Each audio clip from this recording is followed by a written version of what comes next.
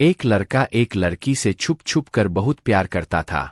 College में लड़का हमेशा लड़की की छोटी छोटी मदद करता था और जब लड़की बदले में उसे थैंक्स कहती थी तो वह बहुत खुश होता था।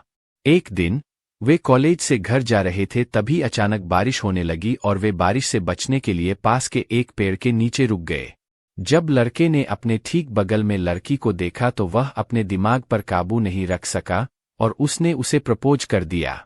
लड़का, मैं तुमसे प्यार करता हूं दीप्ति, मैं तुमसे बहुत प्यार करता हूं। लड़की को भी लड़का पसंद आया, इसलिए उसने प्रपोजल स्वीकार कर लिया।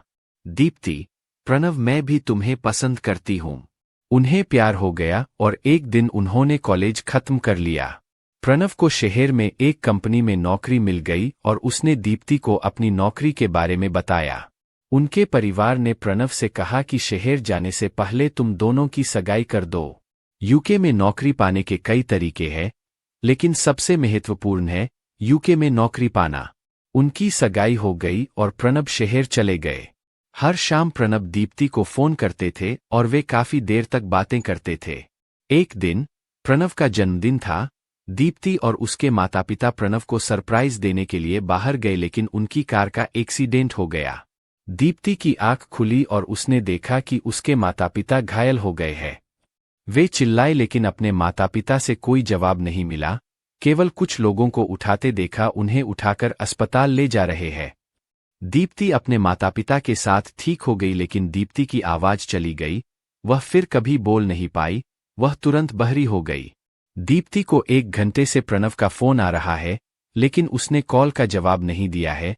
वह बस रो रही है और जब उसके माता पिता उसे देखते हैं तो रोना बंद नहीं कर पाते। अगले दिन फिर प्रणव के फोन आने लगे, कई मैसेज आए, लेकिन दीप्ति किसी का जवाब नहीं दे पाई। उसने प्रणव को एक पत्र लिखा, प्रणव, तुम मुझे दोबारा कभी कॉल या मैसेज मत करना, मैं तुमसे शादी नहीं कर सकती। उन्होंने पत्र के साथ प्रणव द्वारा पहनी गई अंगूठी भी भेजी। पत्र पाकर प्रणव आश्चर्यचकित रह गया और 2 दिन बाद वह दीप्ति के घर आया, लेकिन दीप्ति के माता पिता उसे लेकर कहीं चले गए थे। दीप्ति ने धीरे धीरे हस्ताक्षर करना सीखना शुरू कर दिया और इस तरह 6 महीने बीत गए और एक दिन प्रणव का एक दोस्त दीप्ति के घर आया और उसे एक पत्र दिया। दीप्ति ने पत्र पढ़ा और रोने लगी और उसने एक पत्र लिखा और अपने दोस्त को दे दिया। मैंने इशारा किया और कहा, डॉन मेरे पास मत आओ, मैं गूंगा हो गया, मैं फिर कभी बात नहीं कर सकता। दोस्त चला गया और दीप्ति फिर से सिसकने लगी। 1 साल बीत गया और दीप्ति अब भी वैसी ही है। वह हमेशा प्रणव को याद करके रोती है और अपने माता पिता को दिखाने के लिए खुश होने का नाटक करती है। आज फिर अचानक प्रणव का वह दोस्त दीप्ति के सामने आकर खड़ा हो गया। आज उसके हाथ में कोई चिट्ठी नहीं है, वह आज शादी का निमंत्रण कार्ड लेकर आ रहा है। मैं तुम्हें यह बताने आया था कि प्रणव का विवाह हो रहा है। दोस्त ने शब्द कहे और दीप्ति ने मन ही मन सिसकते हुए शब्द सुने। दीप्ति ने कार्ड खोला तो वह यह देखकर हैरान रह गई कि बेटी के नाम की जगह उनका नाम दीप्ति लिखा हुआ था।